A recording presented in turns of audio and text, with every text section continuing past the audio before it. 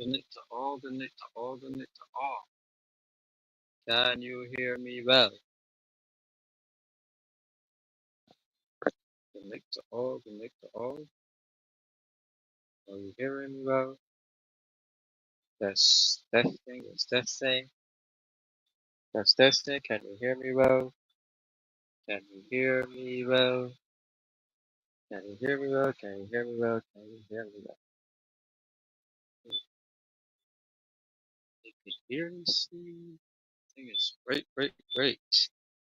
Just let me know if you can hear me in clearly. Just let me know if you can hear me clearly. Just let me know if you can hear me clearly. This is Kimar Stewart, and I'll be your host this evening. This is the new National Parties live stream. Every Tuesday, we address national issues, uh, party issues, constituency issues, and also represent for issues of the people. Tonight, we'll be having some other persons coming on, and they're going to be the ones leading most of the discussion tonight.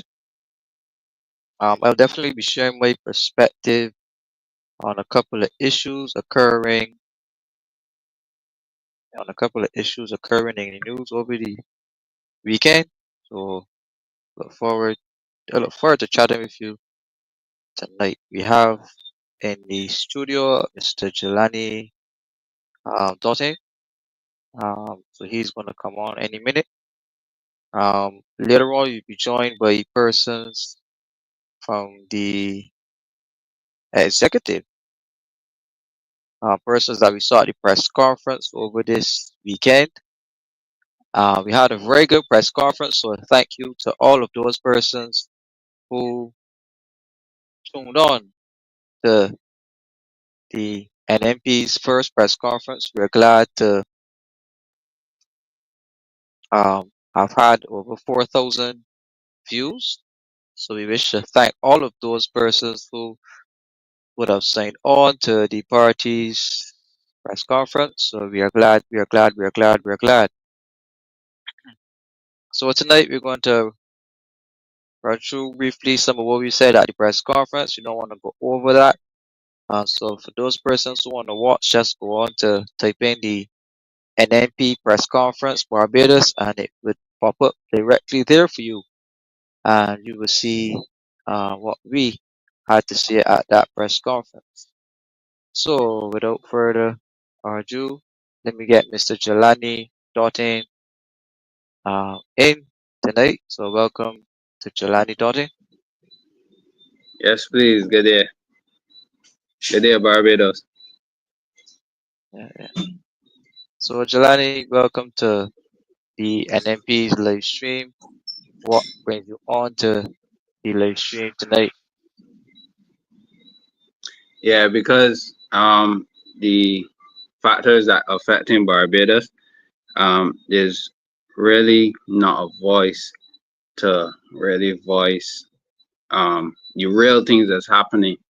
And thankful to you and the members of the party for putting in the work, first creating it and putting in the work, because it gives a voice for everybody, for Barbados on a whole, and I think that that's commendable.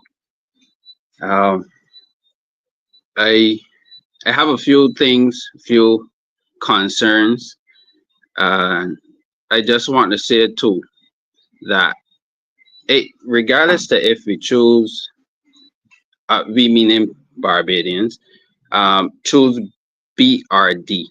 I think that there's just some things that will not happen regardless.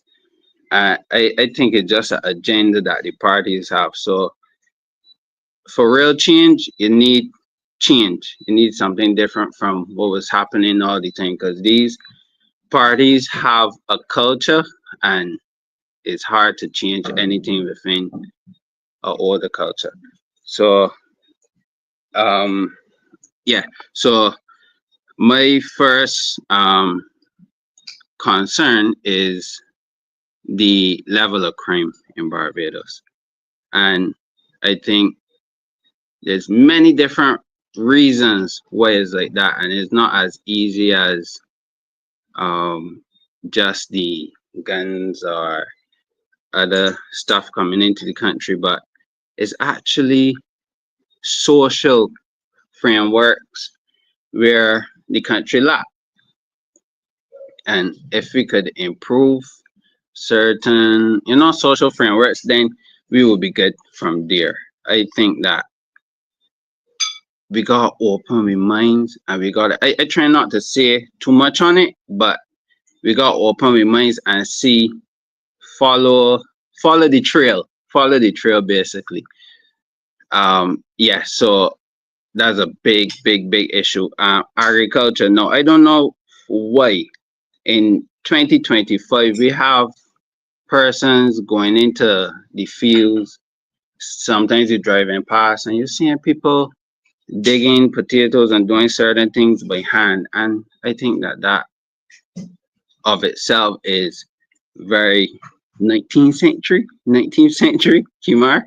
Uh, I feel as if, I know that it would be way more efficient for the country, for the farmer, for everybody.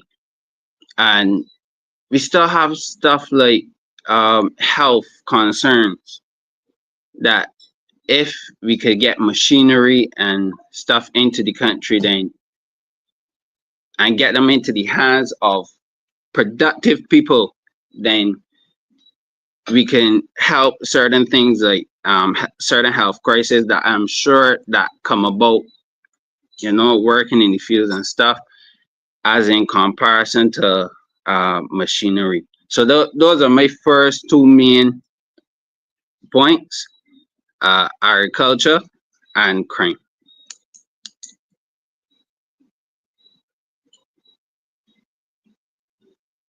Over to you, Kumar.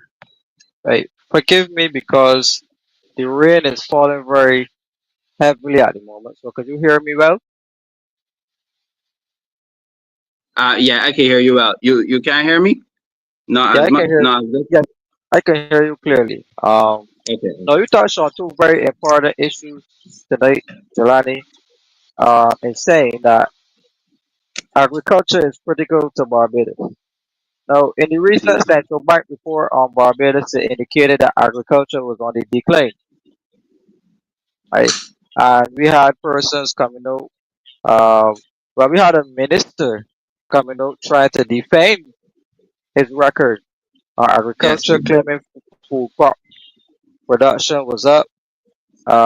But what we experience as a country, as in households, as in families, as in people who, live in Barbados, we experience milk shortages and we experience chicken shortages, right?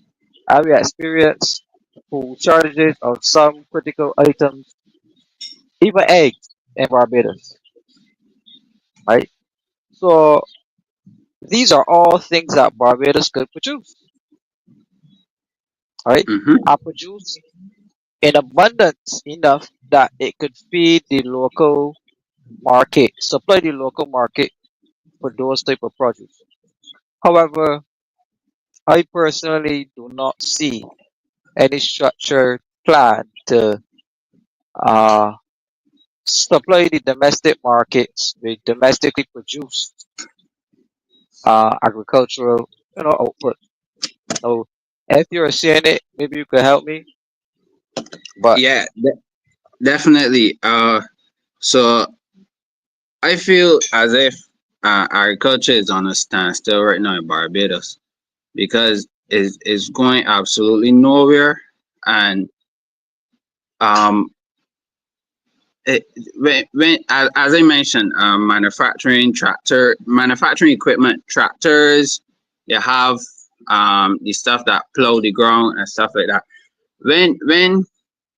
When you could have, okay, let me go back now to St. James. I heard the Prime Minister say in St. James that certain things that the the LP administration at the point in time could not do are simple things, things like picking up garbage and stuff like that.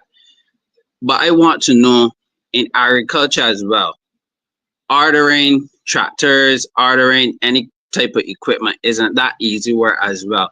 Do we have a framework where the farmer could take their produce from the ground and get it to the customer, or to get it to a shelf without being targeted?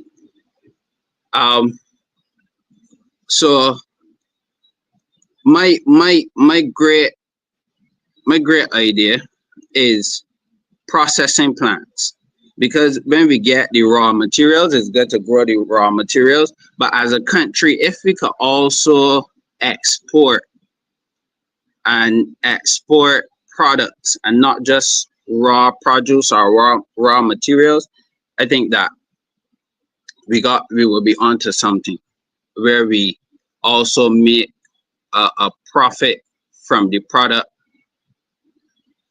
other than selling it to the manufacturer, right? And this would increase jobs for sure.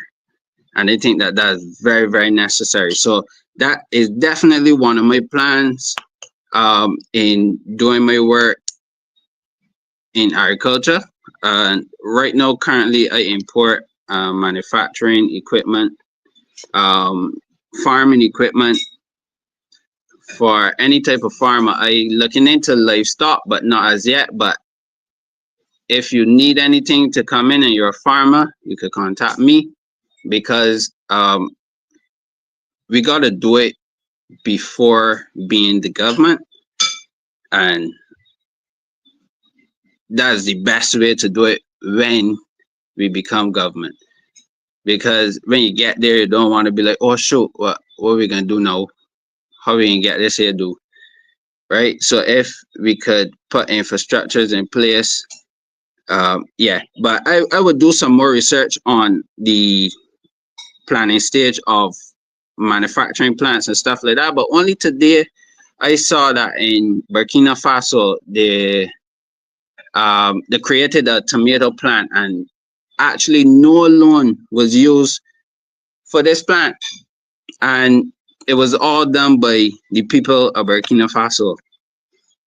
So why can't Bajans do that? Why we can't do that, right? So that's where myself and a small team will be able to go into the field, speak to the farmers, find out where they're lack and also where they're good at, and try to figure out a way how we can incorporate farming and the tomato or the cucumber or anything of that sort, and translate it into a product that could be marketed and sold over the world, all over the world. And yeah, that's a great avenue that we can go, and that also increases jobs, because you need the jobs for the farm and you need the jobs for the plant. So, Yeah. in your opinion, why are these things happening? Um, what was stopping it? Why can't we see that agriculture and feeding the nation is the way to go? What would your opinion be on that? uh I would say is a part to do with the continued culture within politics. And then when you borrow money, sometimes you have conditions, and those are the worst, because even if you want to do it and even if you can do it, you can't do it.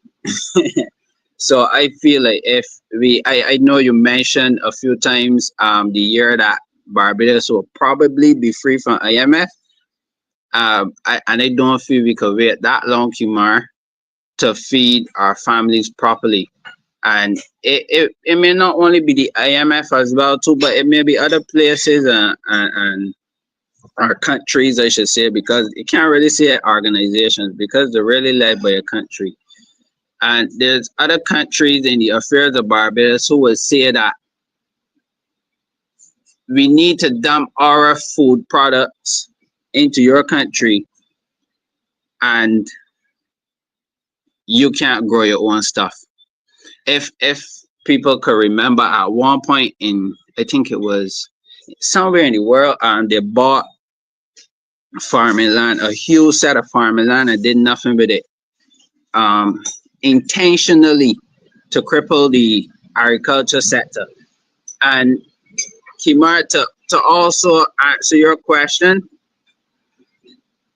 we have, I would say, barren land, I would say a wasted land that plantations have. And I we got to do more research on it, but I think it's a particular percentage of land that a country should have as agricultural land. And I don't know if how close we are or how much we exceed that percentage.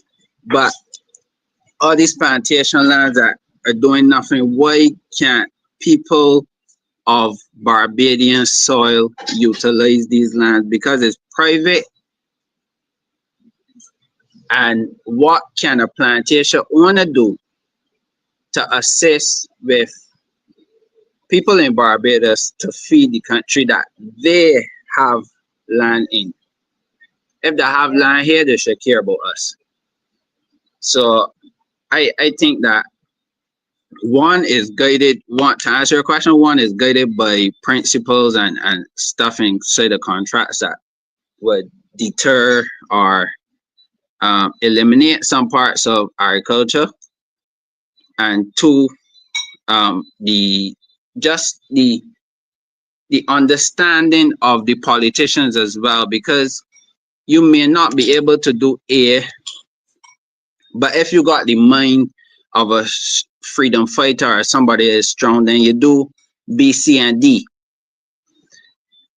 and align it to hop back to A, something of that sort, right? So yeah, so those are the two main things or three main things that I think is affecting it from happening, because is pretty easy to happen when we mention about the excess in reserves. It is Kimar, the Yeah, the yeah, the access huge reserve. excess. I think that it could be used uh into good use, right? And they could do it. They could do it. I will have to see more figures. I would like to meet with more people from the Ministry of Agriculture, the farmers, and get around and really see the the stumbling blocks. The stumbling blocks. Yes. So that answers your question, I hope. Yeah, yeah. But thank you for that, Jelani. Yeah, we have two new persons on the live tonight. So I want to welcome um Romeo on, and that is Lumumba. So good night to Lumumba and good night to Romeo. If you could just unmute your mics and whoa, he's dropped out. But you can go ahead and say something. Hello, good night. Yeah, good night. How are you, sir? Not too bad. Yes, yes. So who are we speaking to tonight on the live stream?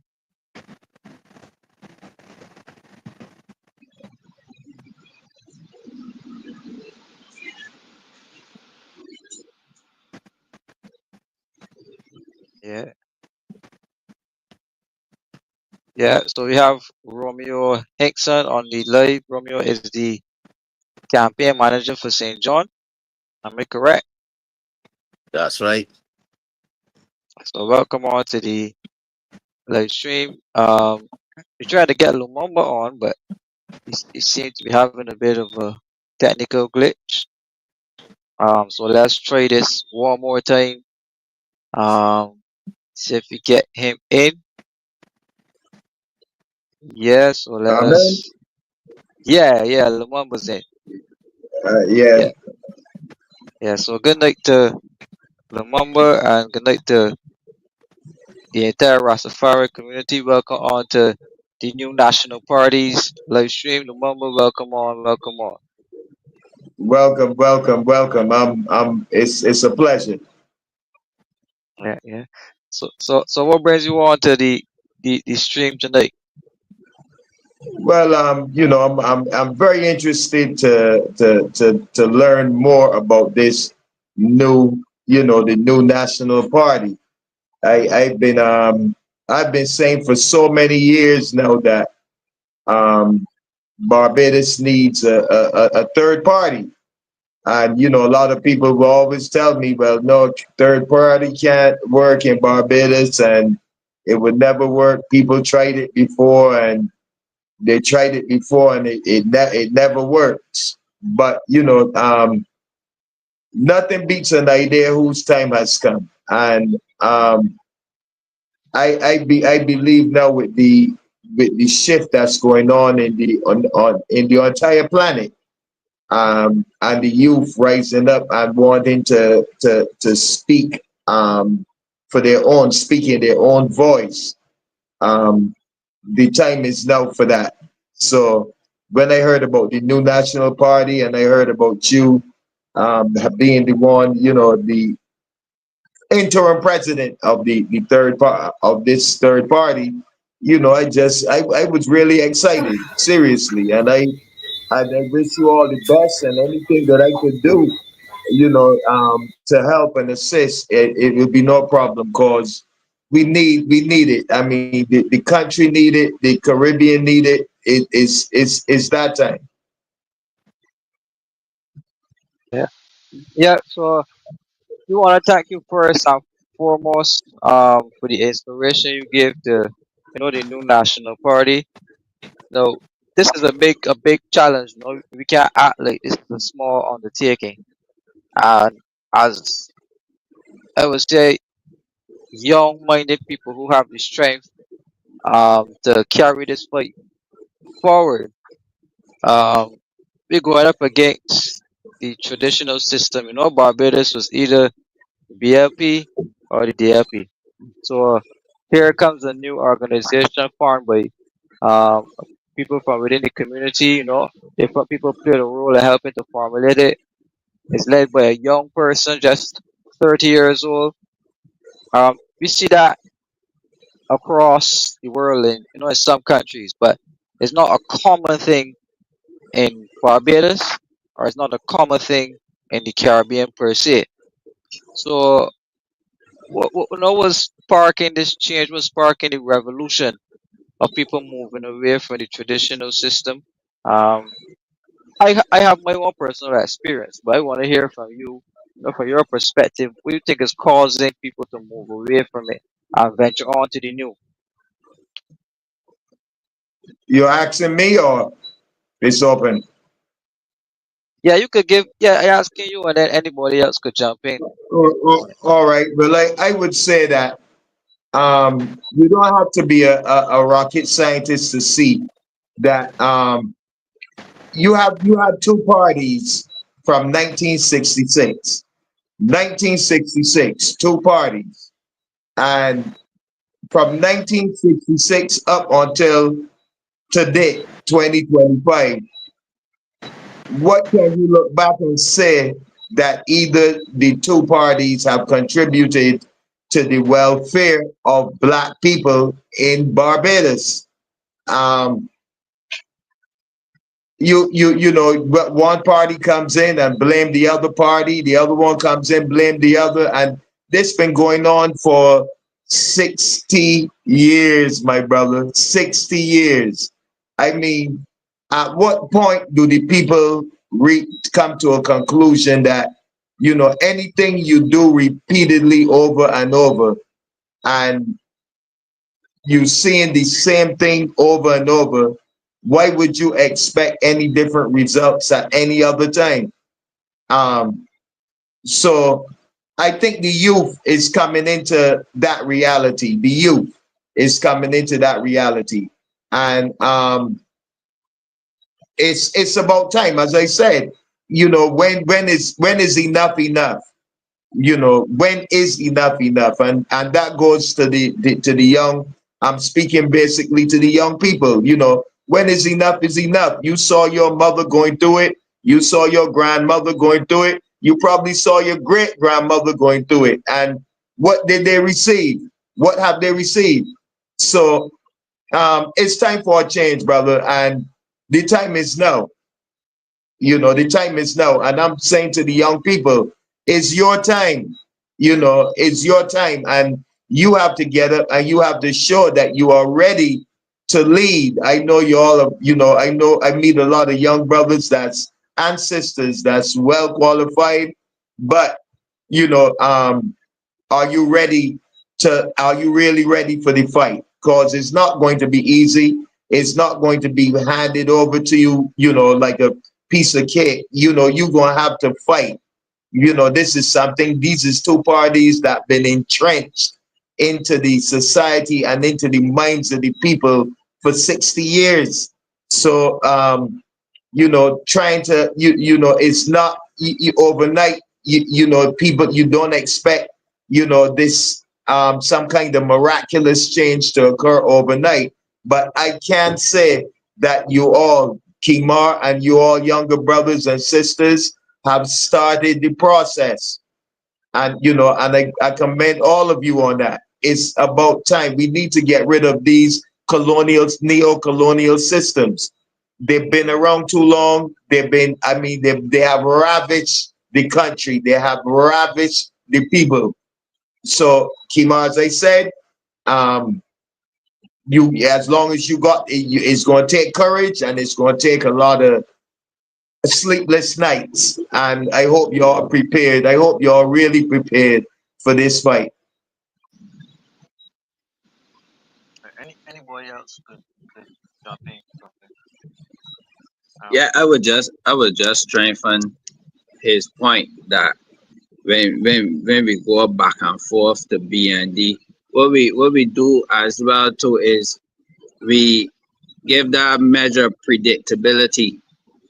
And if you're in a team and cricket team and you're not batting well and there's a whole heap of subs behind you and people working hard to make the team as well too, you're gonna put in your extra because you know you could get dropped. The either the B or the D know that them really actually ain't gonna get dropped, if you understand what I'm saying. So I think that it gives them comfort in knowing that it's either them or we. So they gotta deal with it, and you will get most parties. In this case, if you know the BLP would have gotten two victories back to back. Usually parties in Barbados it be 2 years and then it switches. Sometimes you get a party that will get three and so on. But so not 2 years, sorry, two elections, sorry, two terms. So I mean, as you said, Lumumba, oh, ain't nowhere to go, and that's why it's great that it has a platform like N.N.P's platform and party to contest the government and win some seats in Barbados. We gotta win some seats. We will win some seats. I'm sure of that.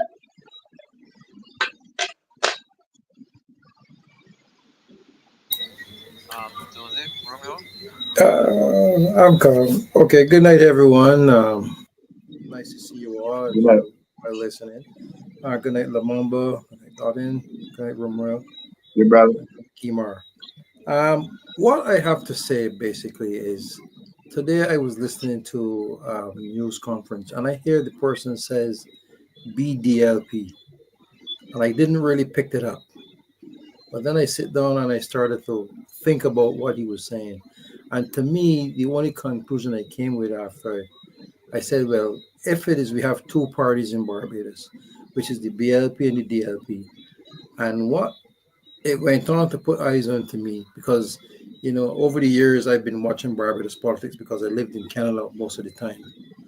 And I find that after doing a little bit of research, it's basically You have members leaving the D's and going to the B's, and members leaving the B's and going to the D, back and forth.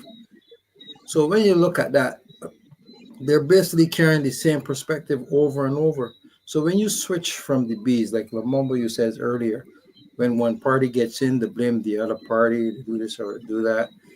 And I looked at that, but there's something that is very technical that we have to look at here. We has come a long way in the 60 years, as you said.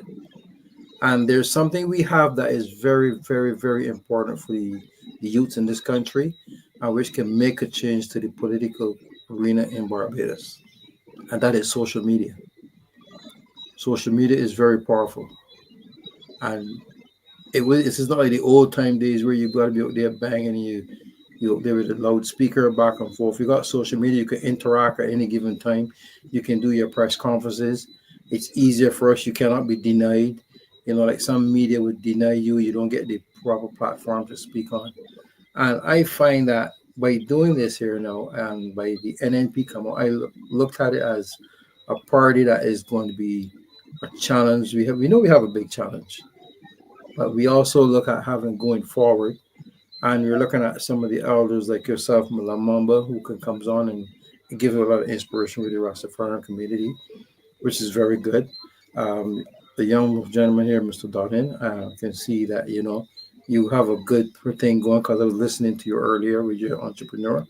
And we need more people to step up to the plate in this country. We need more youngsters.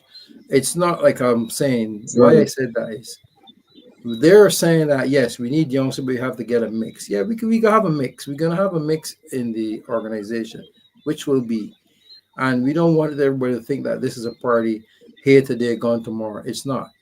I've been elected as the chairman of the party.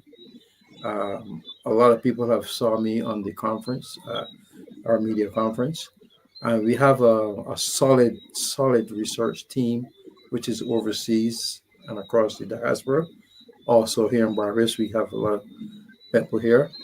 And what I can say is that this party is going to be in for the long run. I know that we might not be able to say in the next election, we win election and we becomes the party running. I It can happen because we don't know the future. The future is there for us to invest in it. But what I'm saying, if we get a voice across the platform going into the elections, and we are solid. We need a voice, and we need that will be our breaking ground. And I strongly believe after we came out of our press conference, I was very, very excited and very appalled to see that we have within an hour we have over 3,000 people viewing, and it was very good response we get. So I am asking, like, across the arena, there are a lot of people out there who wants to say something. I want to say, here is your opportunity. This is not a party like Mr. Kimar says. We're going to go back doors and choose candidates. It's going to be open. We would like to see some, people that who's interested step forward. We'd like to see some youngsters come forward and back Kimar going forward. I would back behind the scenes. I'd be doing a lot of research for the party, and I would be a close knit to the party. And I am the type of person who fights a lot after so many years being in the army and coming out, and after studying most of environmental studies, and also I'm an electrical engineer by profession. And I think that with this party here going forward, it's going to be a force to be reckoned with. I'm serious, it's going to be a very strong force. What I want, basically, I want to set the example. Like, when we get a little fine tuning, we want to fine tune little things.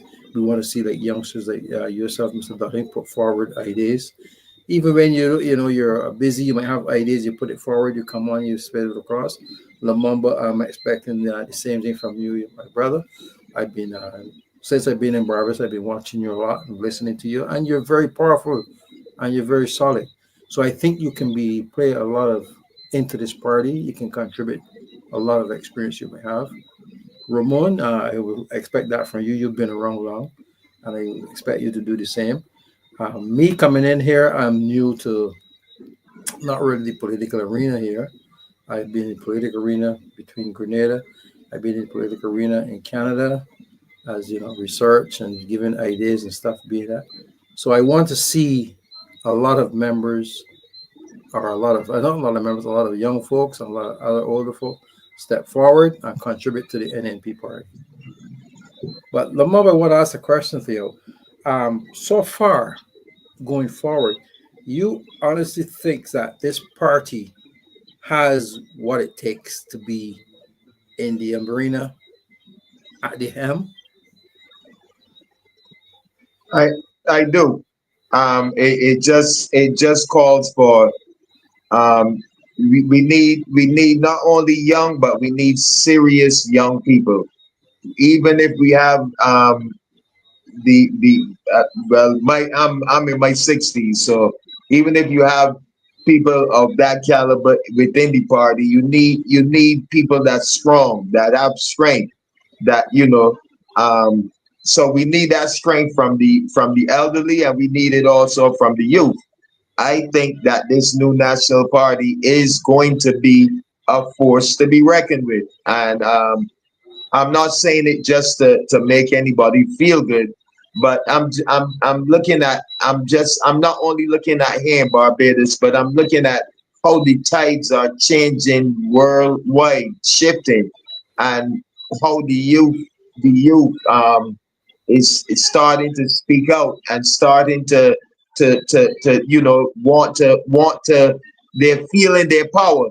So yes, I know that this party, the new national party, um, is going to be something that Barbados, they're not just going to say, well, you know what, there goes another third party. I told you it's not going to work.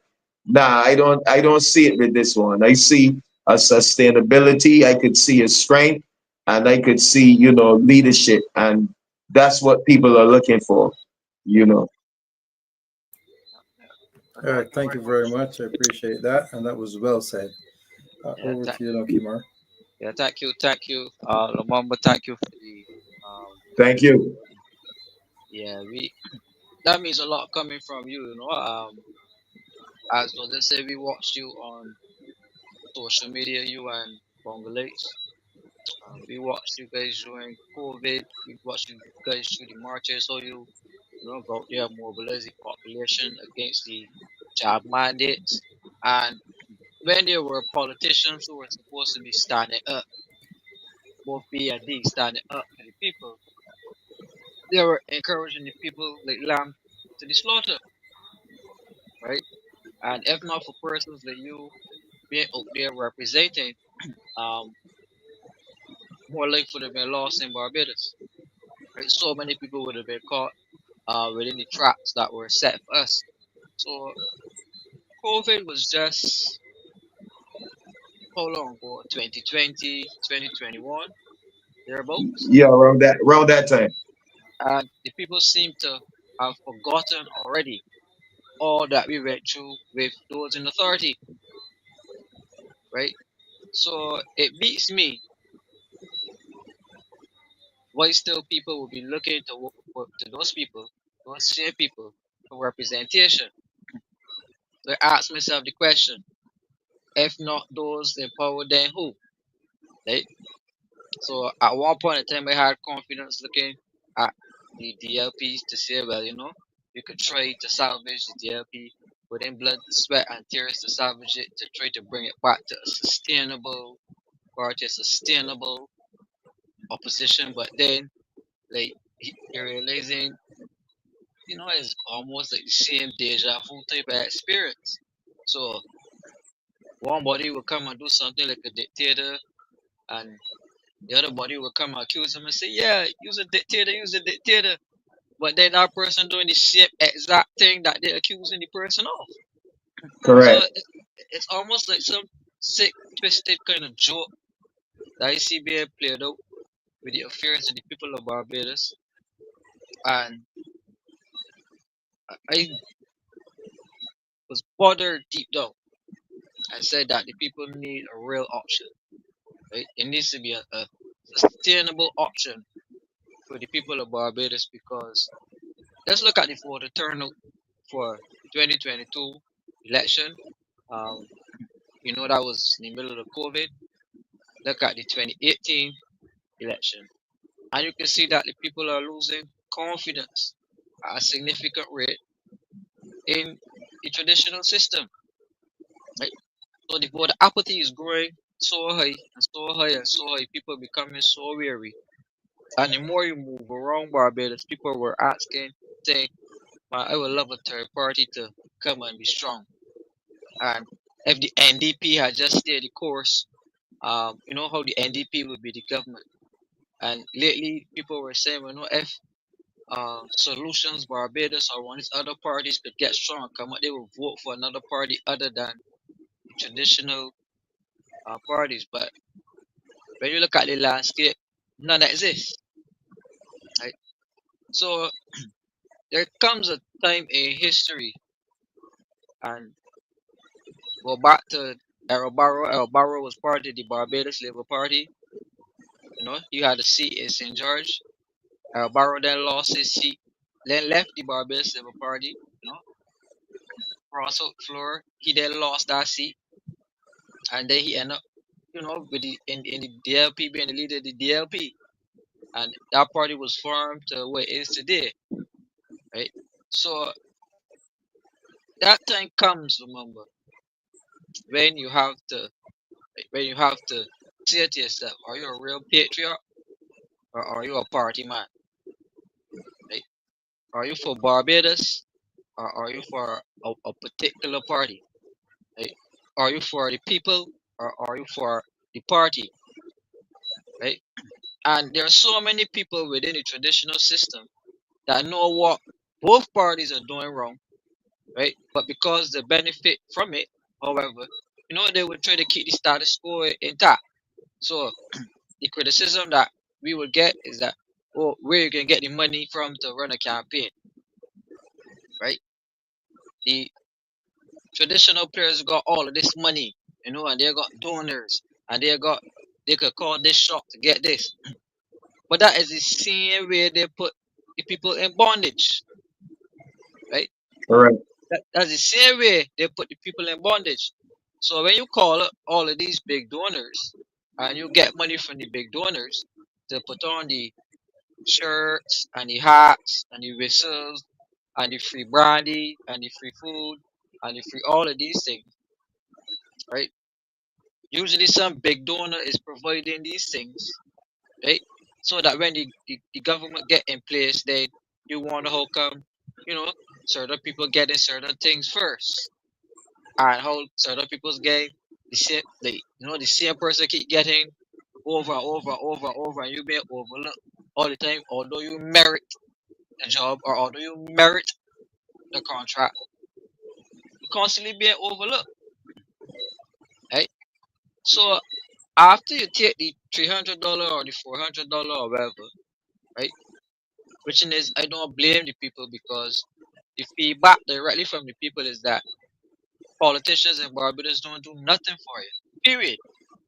Right? So after they get the vote, you don't see them, and anybody that come asking me for a vote, you gotta pay. Right? That's the position the people are at right now. Not everybody, not the majority, but many. Right? So we as a new institution have to chart a way, right? An inspirational way. Is saying to the people, hey, if you're out there, we have to be practical in our solutions, right? From now, like being able to help the people in small ways, small deeds, however practical. But that involves being present within communities. Right? That involves being present within communities. So the politicians really and truly wait until election time come up with the big money buys, come and buy out the seat. One time on the way. We never see them back until the next time they kind of buy back with the seat again. Right? So that particular cycle is what we have to break, right?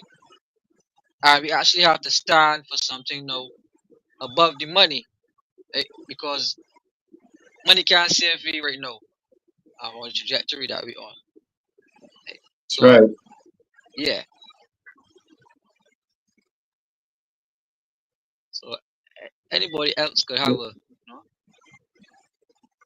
contribution. Any feedback from you, Romeo?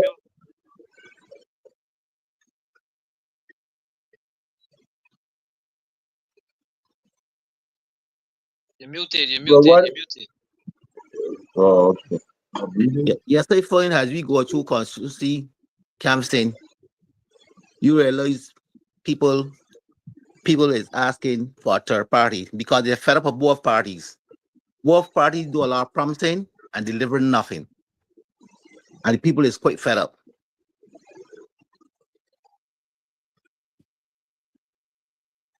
I believe that this party here will make a change. This is the change for the people. Right. The change of the people coming from the people. That's right.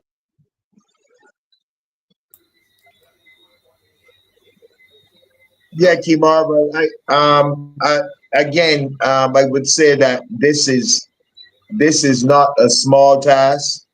Um, you got, prepare for the attacks, cause don't you is the, when you come in, you the new kid on the block, as they would say. So um, you're gonna have to be you gonna have to show some firmness. You're gonna have to you can't allow the negative um, press to get to you in any way. Stay focused on the objective, and that goes for the entire party too, because what everybody in the party is going to be under attack. So prepare for that. Um, prepare to always come to the people with truth.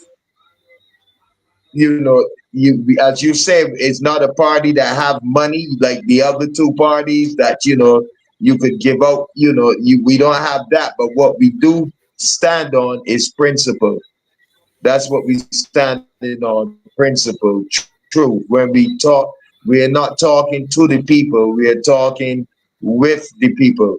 And that's the thing that you see both parties, they're always talking to the people, talking to them.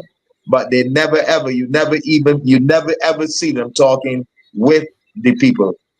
So I think that's what this new party should do, and speak on things that you spoke on earlier, the jabs. I mean, after subjecting people to this horror, and there's a reason why it seems like people forget.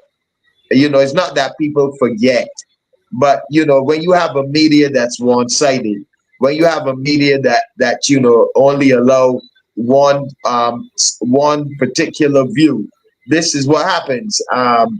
You don't hear nobody, these or bees, speaking about the damage that those jabs have done to the people. You don't hear neither one of them. And I think this is something that needs to be addressed. I mean, like, I know people personally, is this is personal, that within those 5 years I could name at least 10 people personally that I knew that's gone.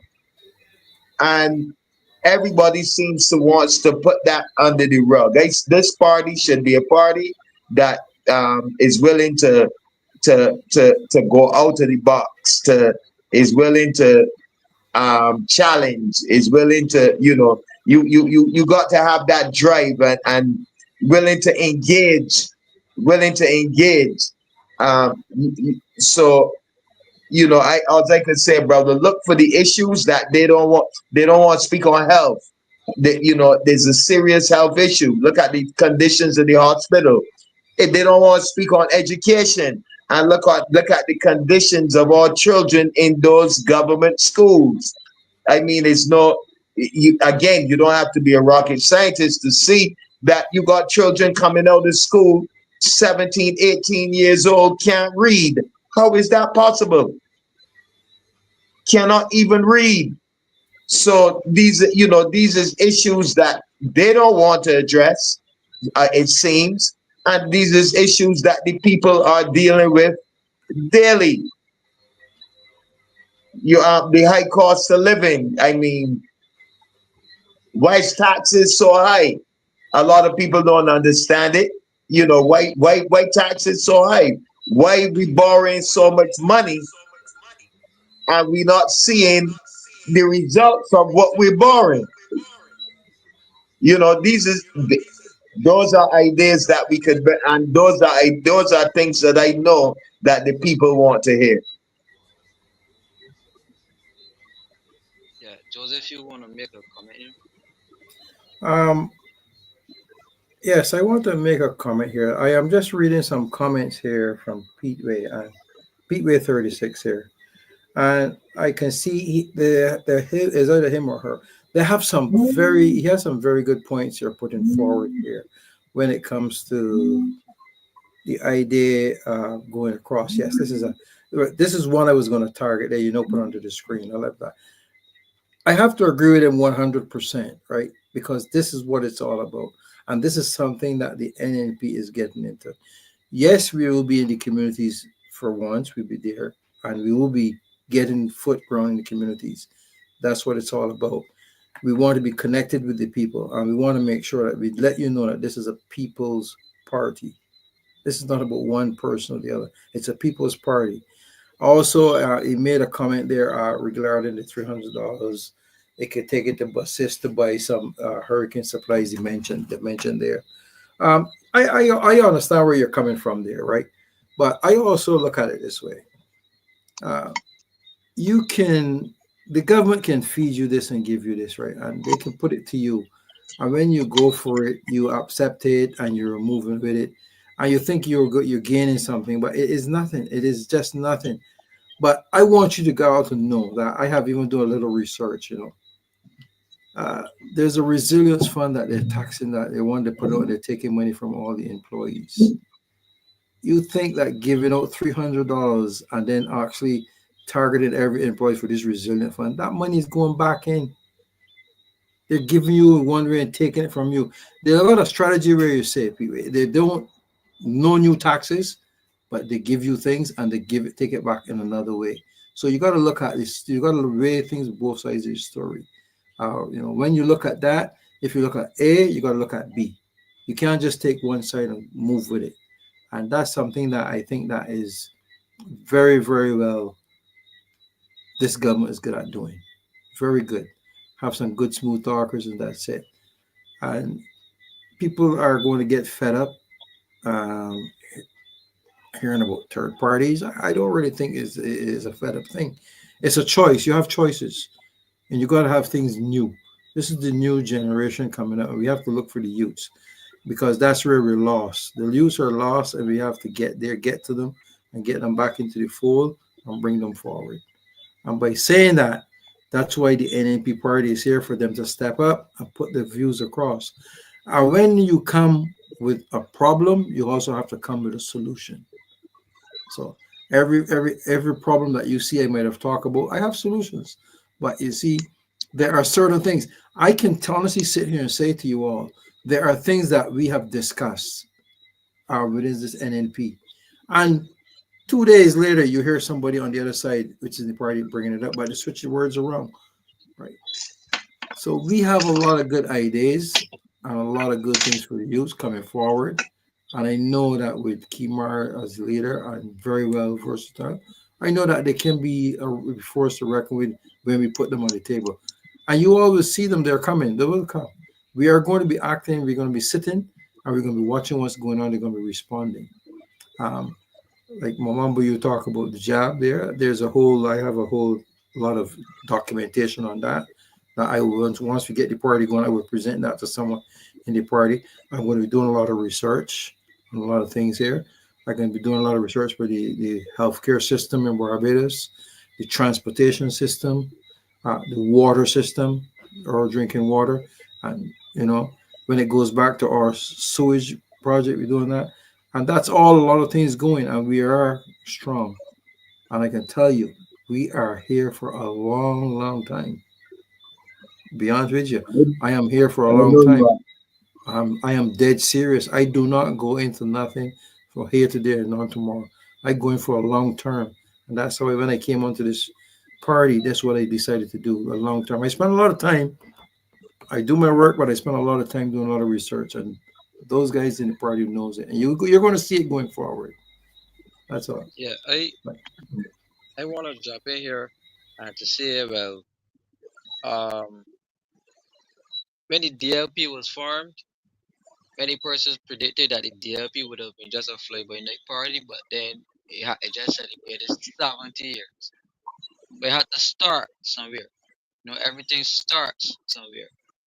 So the fact remains is that people are supportive of a new idea for 2025, new ideals for 2025.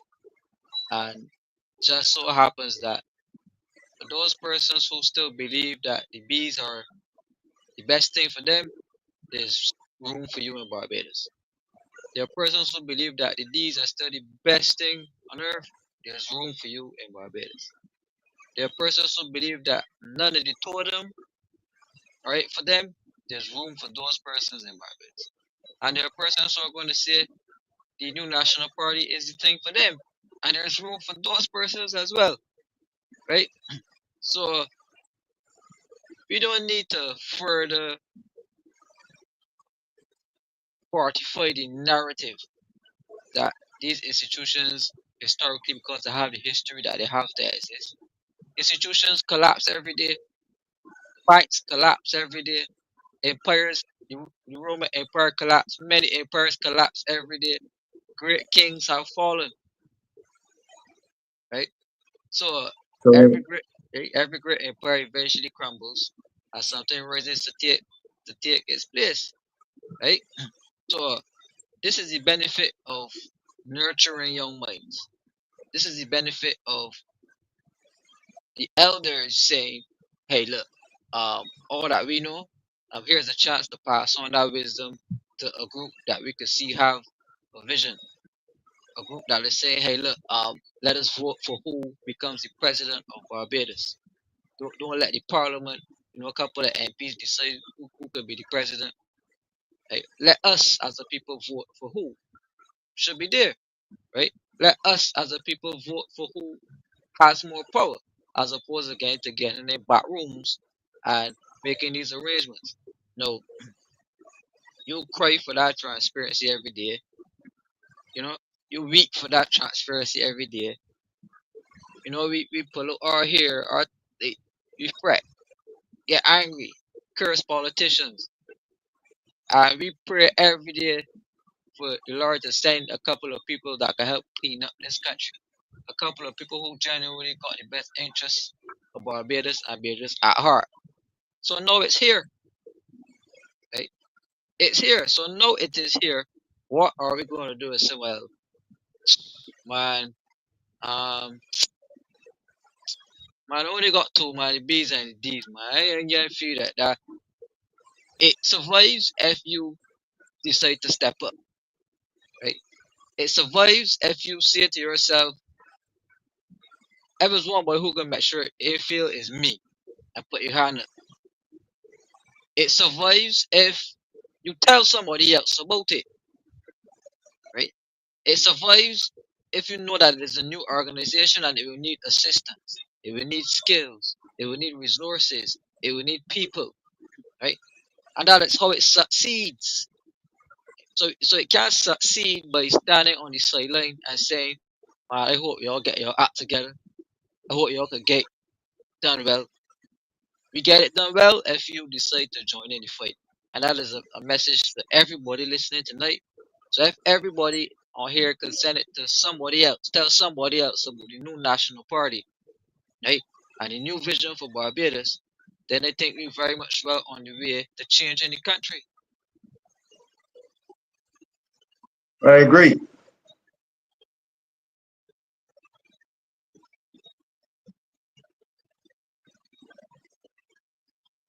Yeah, yeah. And Kimar, when you mentioned Albara starting the party, um, you're exactly correct, and there's a reason why he felt the need to start it, right? And but culture changes over time, and I myself, who would have been a member of the LP party, like yourself, find it very difficult having the bright mind and the smart mind and being pushed around, and you go here and you go there, and they don't bring the effort into reaching the people. It's just a matter of showing up and doing a performance. We performance tour coming up. Uh, we're touring a few parishes, and we can talk, right? Um, and I sure, right? I don't know the man. I've never seen him. I've heard about him, but Arabaro, I'm very sure certain principles and stuff that he had when he created the party don't align to those same things. And that is one thing that Barbadians should think about, to know that when you praise a party because of the person that started it, you got to know that the party can change within culture as well and misalign with the whole point of starting it. And that's exactly the LP right now, for sure, without a measure of a doubt. So I wanted to really strengthen that point on BD. They don't care. It just changes. It continues to change. The people continue to change, but the culture just worsens. It worsens and it worsens. And you mentioned the word salvage when you spoke about DLP, and that's another thing too, because as a young, fresh mind, and you you slate clean, you have no issues or whatever the case may be, and you're being locked down, or certain actions that other people would have done is pinned to you. So they don't care if I could rent regenerate or to innovate in agriculture. They don't care if Jelani Dahan could change exports in Barbados in agriculture, could lead a Ministry of Agriculture and Food Security. Amazing. They're just concerned with somebody thief money, and you might not be able to be trusted because you're in the same party. And also to persons of the N.N.P, we have to realize that as time go on, the team expands. We gotta stick to the hearts. We gotta stick to the main reason why Kimar would have initiated such a party, and to don't get sidetracked. And because you're a minister now, you got this charge, and you child coming in on some kind of diplomatic passport with illegal stuff. No. So, for example, Lumumba, if you were to ever represent the people of Barbados, maybe even within a constituency, or do work within a constituency and responsible for high stuff, then I would say that you would be mature enough to know, and deep rooted enough as well to know what's right from wrong, because especially when you come from the Rastafarian community, I don't think that the community is going to allow an outsider, because you could look and talk like one person, but you could be an outsider. So that I think that's a great example where you can't drop your guard and start doing stuff that don't align with what you come to the people and say. And that I think that's the biggest issue as well to the power. If you become a leader within your constituency, you should be proud to be walking around. You should want to get up a day and say, I don't think it's anything I want to do today other than figure out factors that are affecting my constituency. And for St. George North, I don't know for the life of me. We have a growing food business population, restaurants, a lot of booming restaurants. And at the at the bottom of the gap of two restaurants, we have a whole puddle of nasty water. So if you want to go and buy fish and salad, you gotta swim through water to go and buy your fish and salad and swim back across when you finish. Stuff like that. I think that you should be seeing representatives walking around. But then Kimar, when you mentioned that you wanted it, when the representative for St. George North wants to be the leader of a union and then also run a constituency, do not take on too much. That is like you have Usain Bolt saying he's gonna partake in some 800 meters because he fast. Stick to one thing and do Let it me let well. me let me issue you a disclaimer there, right?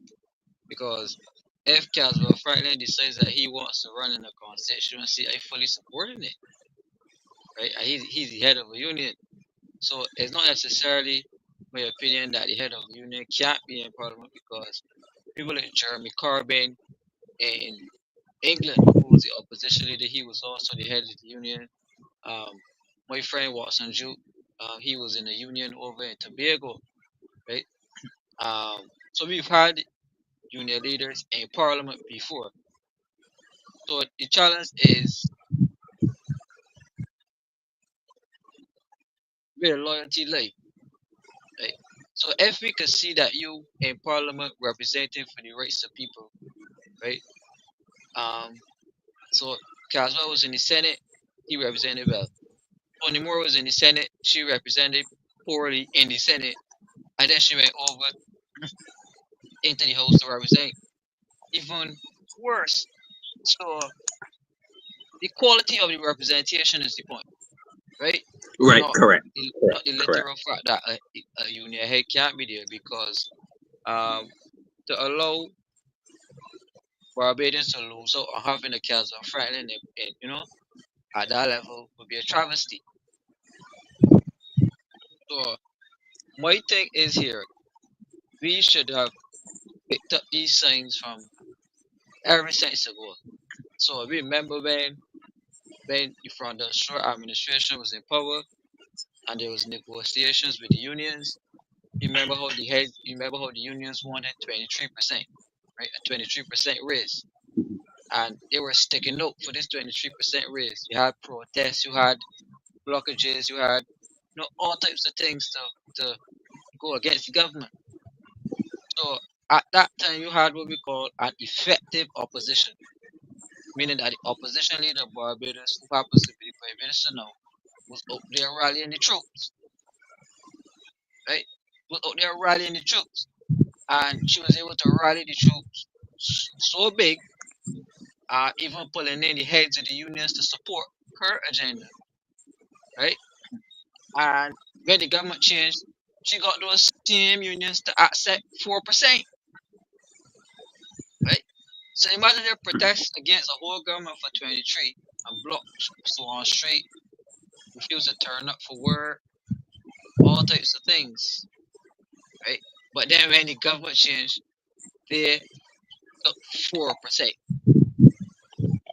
So after the government changed, who was there to really oppose Tony Moore winning a seat in St. George?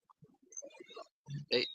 Who provided the serious opposition against Tony Moore being nominated to be the candidate? Right? So that is the point. We have no effective, strong opposition because that should have never happened. Right? we saw the joint collaboration from every set, right? And still she was allowed to win the entire by election in St. George North, right? And those sitting in parliament comfortable and still allowing laws to be passed which disadvantaging the workers. So uh, um in a case like that too, we should see results. And if we could have gotten results, then I think that it would be possible for a union leader to effectively also run within a constituency. But I I want to also go on to and I could give the floor to somebody else, but I just want to say um the traffic, the traffic within St. George North as well. Now, I'm a big believer of flyovers, right? And we have the Highway 4B, which runs from around Roberts and it goes up to, I will show actual map representation in another time where I can show the roads. And the Highway 4B is meeting Highway 3, right? And you have a sub highway, what you would say You a got sub. the right, wait. Remember, Mhm, you got bracket it down for the simple persons. You know the hype this and that, and mhm. you gotta make it more simple.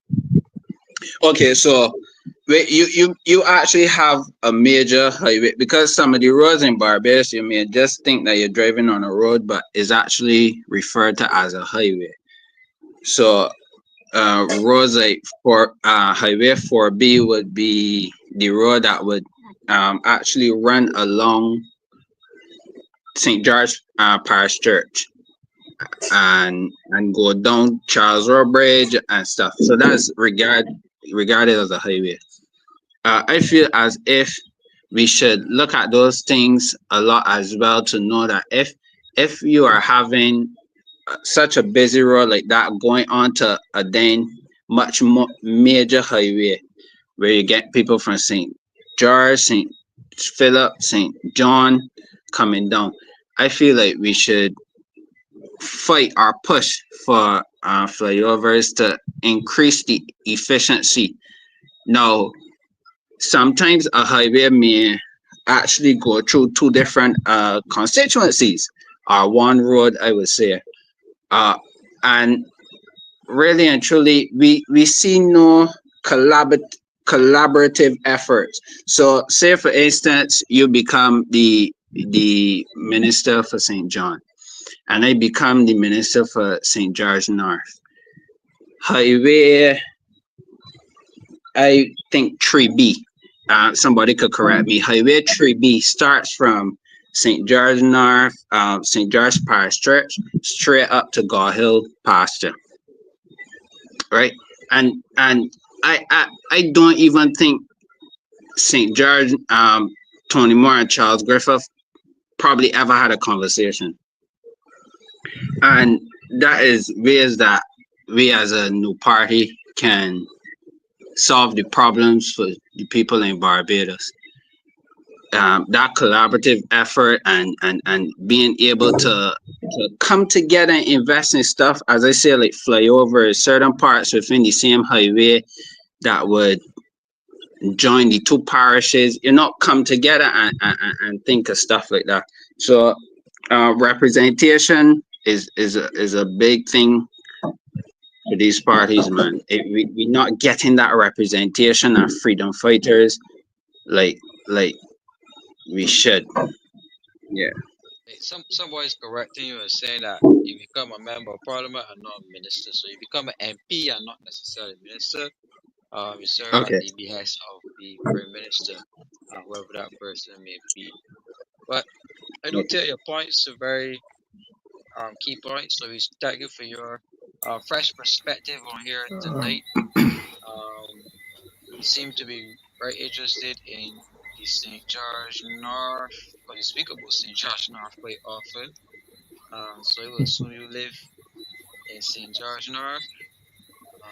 So, St. George now look out for the Lani daughter. I So, just I just want to make one reference there. He touched on something that was close to my heart years ago when I was actually been working for a company who was doing the consultant for the highways in Barbados with the flyovers. Now, what I want to let you know is that yes, there was a situation where there are going to be the flyovers was supposed to be installed along the ABC highway, and I can tell you, the provisions are still there where the flyovers can be installed. Okay, that's a hint. Now, while doing that, we found out that the system in Barbados, we need to do a proper traffic management. And we was when we were going into the traffic management, it has something to do with the cost of it. And at the time, the country didn't have the amount of funding to get involved in the actually to continue. So I think it was one of the prime ministers that decided that it would be feasible not to put in flyovers, stuff like that. But then you have to look at traffic management, right? So you have to go back to the drawing board again because since that time, a lot of vehicles has been added onto the road, and there's a lot of residential divisions has come in play. Certain districts has increased, but it can be. And I know the highways you were talking about, and because I was a junior at that time, and I know I've become senior. I know about it. I'm going to go back, pull up that information. I think I have still have it in Canada. I'm going to pull that up, and I'm going to do some reference back to it, and I will actually open up and speak about it some other time. But it is a very tedious thing, and it's very technical.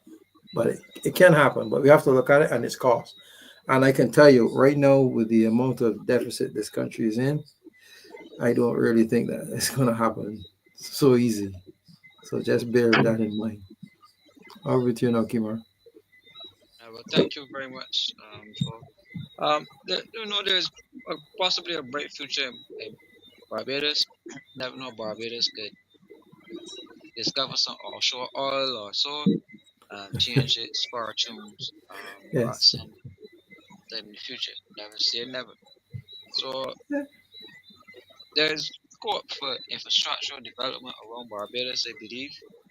Um, there's a lot of underutilized space in Barbados, and when you walk I like hiking, so I go hiking along the highways, walking, and you could see uh traffic in Barbados. Everybody drives the same road basically. Like, so if you're going down Colomoro in traffic, uh, if you shift off Colomoro and go through like the Flagstaff area, you will see that road is off and clear, right? But the traffic is backed up straight to your gymnasium. So good ideas like proper traffic management. We could also look at traffic management in the city of Bridgetown as well. Um, Traffic coming into the city from all directions. It's very horrible on mornings. And it felt like torture coming to school and trying to get to work on mornings, having to deal with this traffic. So there's the main highway coming down from all these things on the Silver Sands Road. On the Silver Sands Road, um, horrible traffic. When you come over to the Colorado side, uh, horrible traffic. Eh, When you come over to the Government Hill side, horrible traffic. Eh, When you come over to the Welches side, coming on from Norman Salters, some of the worst traffic ever. Like coming on the highway from Kingsland to the Brickworth, because there is kind of so all of these cars seeking to head into small Bridgetown, which is often congested. Um, how do we get a clean city? Right? How do we get a clean, green Barbados in 2025? No, I know that we're speaking about the renewable energy drive, right? The electric revolution. So we have electric buses. We have electric scooters. I ride an electric scooter. You know.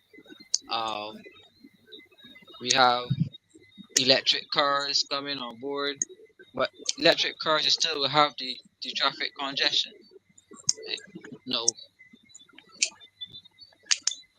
I know that there are cities which are purely pedestrian cities, right?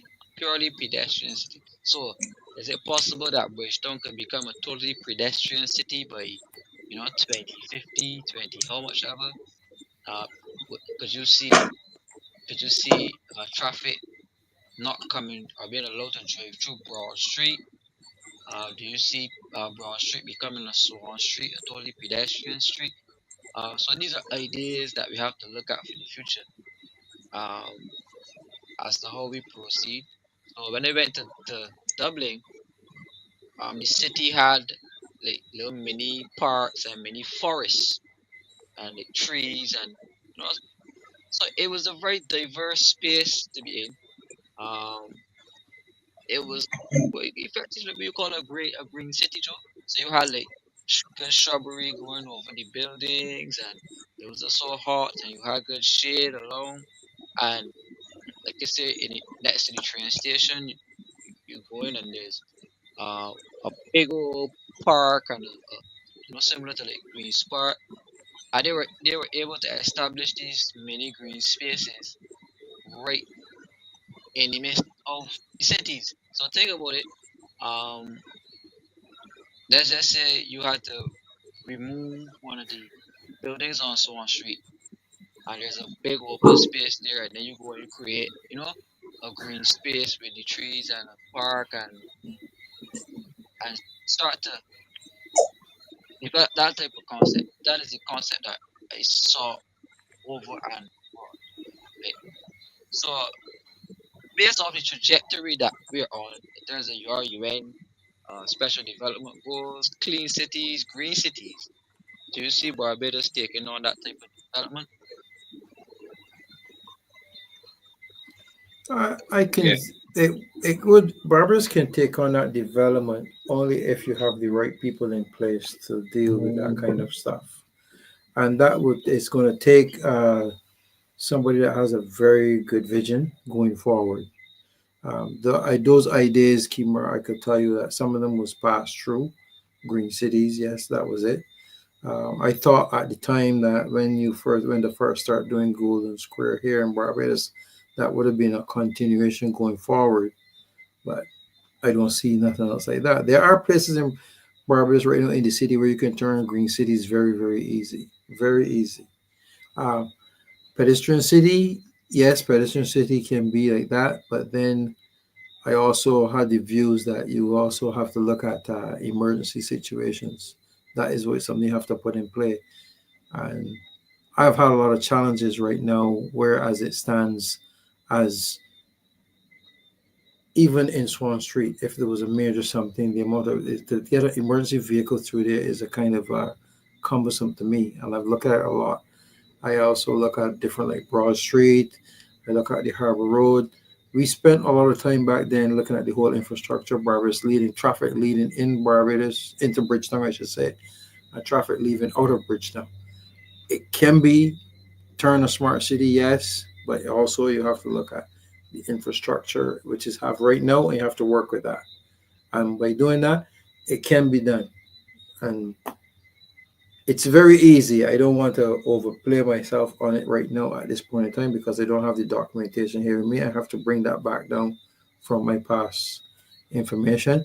I will bring that at some point in time and lay it on the table with you, with the members of N.N.P, whoever is running, whoever sits in and wants to be the part of the ministry, again, at the Ministry of Transportation portfolio.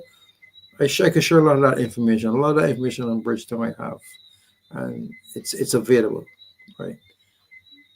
I think Yeah, someone mentioned earlier issue in the chat. yeah. The next time I will Before address you go that. on, Joe, Okay, go ahead. I wanted to. I think it was you who mentioned about sanitation and water. Yes. So I wanted to play a quick video. It is 49 seconds long. It's not long. I just wanted you to hear it.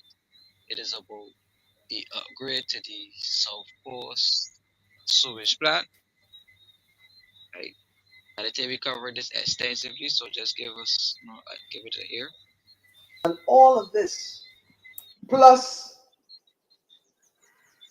$8 million a year US to the Barbados Water Authority for 5 years.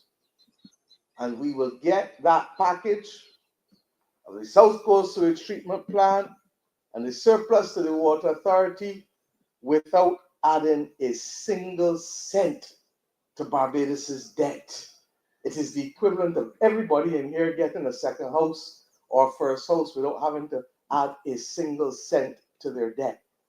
That is what the financial innovation of this government has been able to bring to the benefit of this country in circumstances where others have saluted us globally for it. All right. So Good the night, everyone. good night, good night. Welcome, welcome, welcome. Great to have you on. Good night. We, Good night. we were Good night. Good in the night. midst of discussing Barbados' water issue. So we played a quick video at Graham Hall, where, and this is where the South Coast sewage plant is. So you know the South Coast sewage plant would be the place where, if you remember 2018, when we had sewage on the street flowing, and there was this big issue on the campaign, and as the government changed, then they was whatever they call it, tidied up, cleaned up, whatever. Um, but no, we are hearing now that the sewage is not only on the streets. We are hearing now that the government intends to put Listen, the sewage in the water, right? Um, but it's upgrades to the South Coast sewage plant. Right? So they're saying that they want to upgrade this so-called new technology. They want to use this new technology, i.e., the tertiary level treatment plant, to clean uh, sewage and to put that sewage back into the clean drinking water aquifer. So when we asked the authorities to become innovative, I personally didn't think that they would have been this innovative. It tried to solve the sewage plant by taking it off the road and no water to put it into our aquifers to back up what they're called to be scarce water resources, right? Now, Barbados is surrounded by sea, so there's the desalination option. We have so many streams and waterways in Barbados, underground cave networks with water in them, but still, we prefer to put contaminated sewage water into our clean water drinking. So, who can remember the Flint, Michigan exercise, where many people over in Flint, Michigan, in the United States were, you know, challenged by the water or the poisoning of the water over there. So I would have been hoping that we learn from these type of exercises, but here we are. I remember the legislation that was passed, the Water Reuse Act. The Water Reuse Act, which gives you the different grades of water: brown water, grey water, black water, and the process of cleaning that sewage water and bringing it through our pipes that we pay so much money for, water and sewage tax. So, do you guys have anything good to say about this new technology? Or do you guys have any drawbacks with this new technology?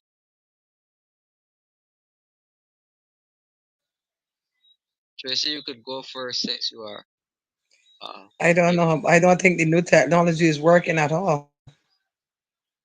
Because it just keep getting worse. Just keep getting worse. somebody seem not to know what they're doing, so it just isn't working. And we really do need something like, something that, I don't know. It'd be so hard to speak about these things because actually I am experiencing all the water issues and the various smells and so on. So I think that we need something new and innovative in that water sewage section. Yeah, Kibar. So I feel as if we could get a lot of water from the rain. I find that um we sometimes we don't have rain. Yeah, we in a tropical country, but a lot of times, especially the parish that you go in, you will get St. Thomas. In St. Thomas, you get rain every day. I feel as if you should have more water tanks and water capturing within constituencies, kind of like the political system in America, where you will have the federal government and then you will have the government of the state. Barbados is small, yes, but I feel as if the constituency members should be able to or have a bigger responsibility of changing things within the country. So, say for instance, you got the government not wanting to translate sewage to water. No, you could bring a whole lot of science and stuff like that, but it just like that's only desperation. And I don't feel like we at the stage of complete desperation to do such. And the rain falling and we seeing water just either going in the gutter and coming down on the floor. So I feel as if each house, if they could have a water tank, and that is one of my initiatives too that I would like to implement in St. George North, whereas many different households can have water tanks. The same way we could do it with garbage cans, but the government do it garbage cans, the N.N.P could do in constituencies, whereas we don't have to wait on the government because as I would have mentioned earlier too, if we could do this stuff before becoming a government, not only that you win the hearts of the public and to see that you can really do something and not talk it, but it helps with the management when you actually get there. I would keep saying so. So certain ideas that I have within the constituency would be make sure that people have water tanks and pumping stuff to pump the water. And even if at first they just use it for flushing the toilet and doing certain stuff, I think that that would be important as a start. And yeah, I don't really agree with it turning into water, turning sewage into water. That's crazy. Get water Yes. tanks because at the end of the day too, what that does is create dependency on the government and certain organizations as well. So you're trying to spend real money to fix a problem that you ain't really fixing because Okay, then listen. you because then you're gonna add another tax into the same bill. Let Why me not say let the something. water run off of my roof and I get it free? Yes, yeah, go ahead, sorry. Y'all know that Barbados have some of the purest water in the world. Why mess with it? Hmm. Why mess with it? That's my thing. Why they messing with the water when we have the purest water I could say in the world? Why are they messing with it? And I think you could drill far enough. As long as you drill far enough, you could hit water as well too. But what you mentioned would be land, which is a great avenue to have water. Dig far enough, just like oil, and if you're the right place, you will get some water.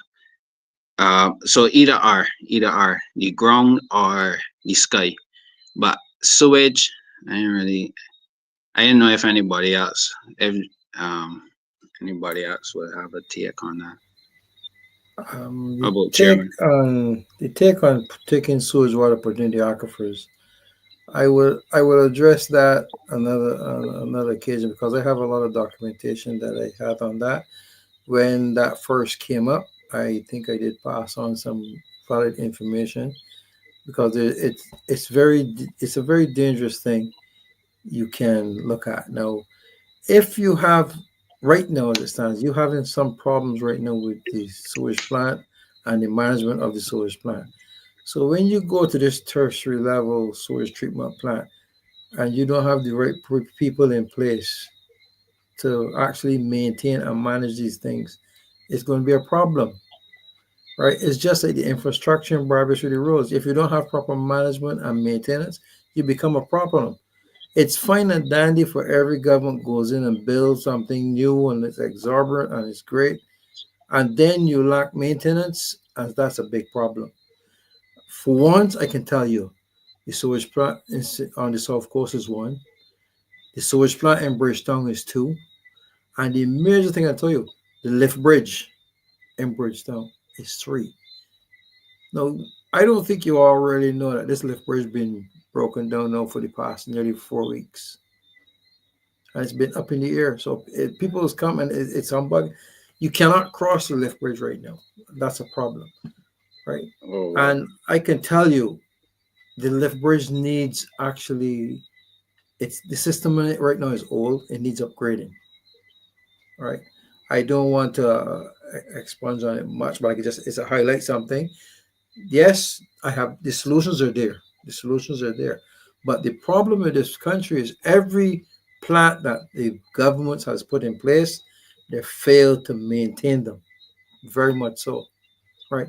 You're talking about buildings having mold and a lot of fungus and stuff in it.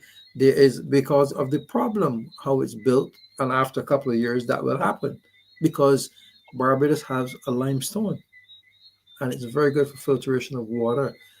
So there's a lot of things that go when you put everything together. You can the problem is there, and we can get a solution, right?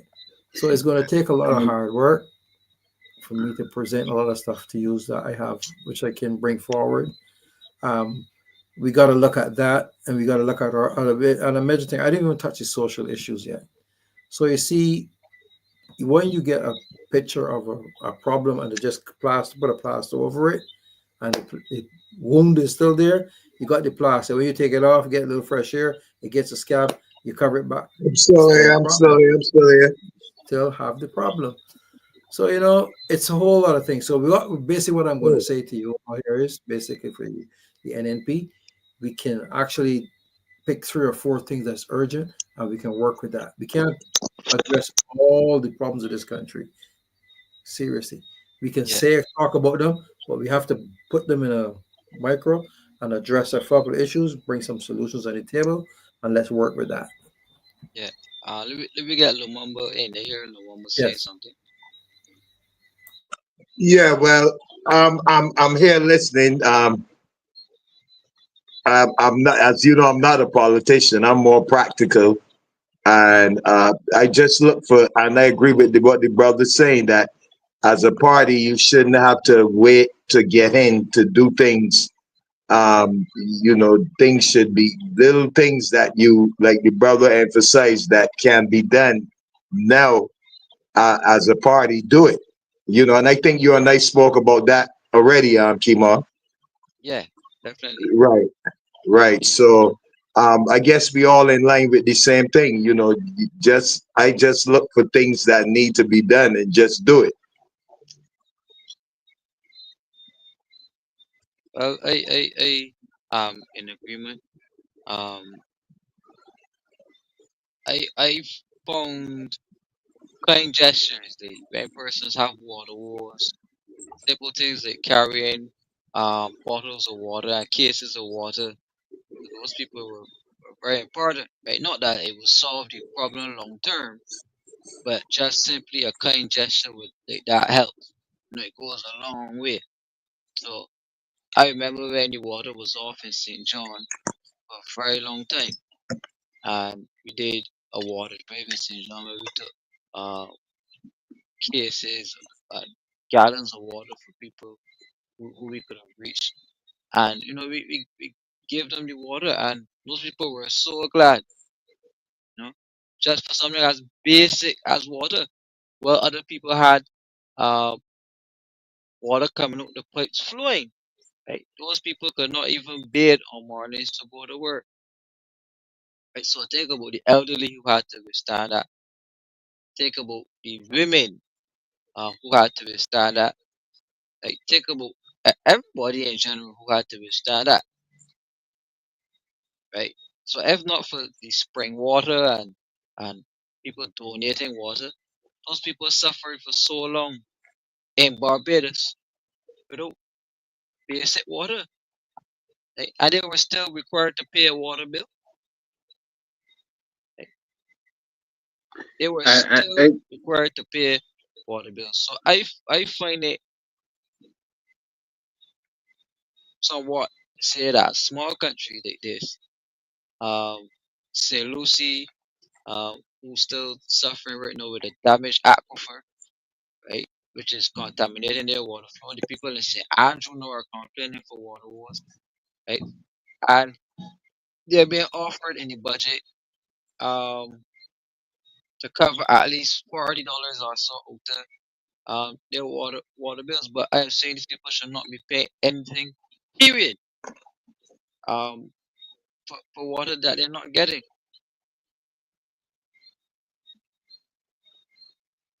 You were saying something, Jalan. yeah. Uh, in terms of I feel as if government, and this is not just this government, this is just period, and around the world as well. They try to take on some responsibilities that are, especially at the level that they want to take it on at, is unnecessary. They don't need to do it. And you mentioned we know the water shortages in certain parts. Sorry, and why is it that you will have water problems, say Lucy, but the rain fell this much? There's nothing. Okay, you set up a COVID, a COVID center, some kind of center in this amount of time, and it was real good from the team to do it. We could not set up nothing, whereas the Met Office would have said to the government if infrastructure like that could be in place to say, okay, we're expecting this level of rain. Let me set up something here and get some water, something along the lines. Because I don't know, somebody may come with something scientific and say, well, this water can be used, this and that. But why do we have to try as governments changing and changing and changing? Why do we have to try to do everything for the people, right? Whereas you can allow people to be more dependent. So, and I think that's a major, that's one thing, especially with a natural resource like water. Invest instead of going and borrowing a lot of money and putting it in real reserves to hold that. Why not put it into good use to the people? We have That's a one of my we have a things.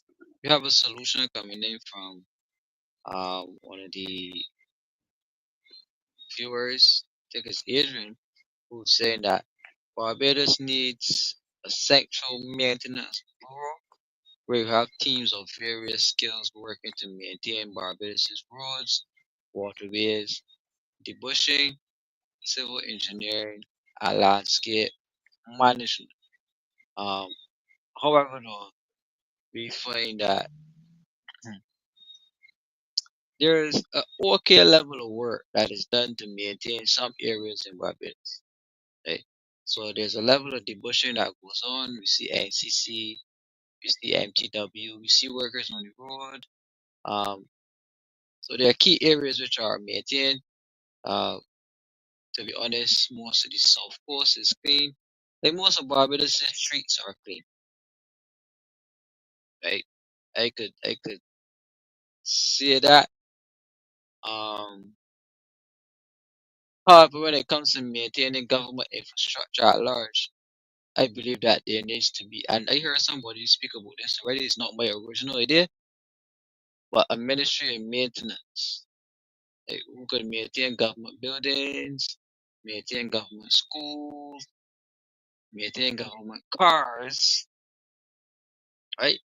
And maintain all the government's physical assets.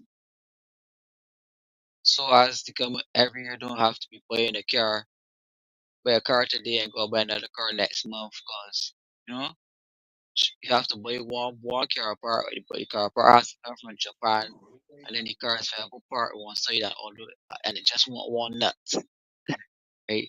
And then you gotta buy a whole another car because that car. So that type of wastage needs to be cut out. Um, the fact that government buildings are often rotting down,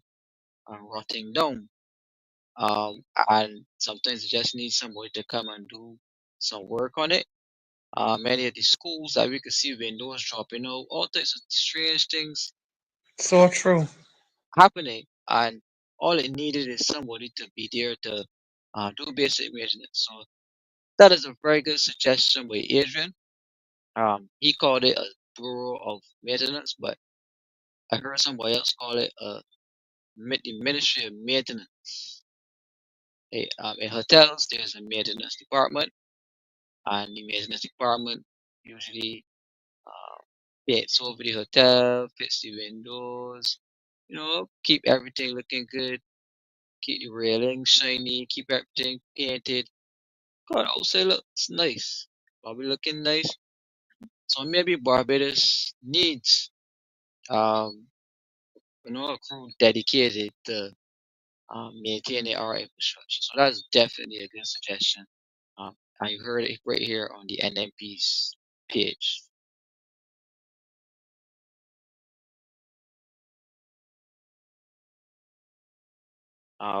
Pedro is saying that he thinks a ministry of maintenance he think was established in 2018. I can't remember that. I never heard about a minister of maintenance in Barbados ever.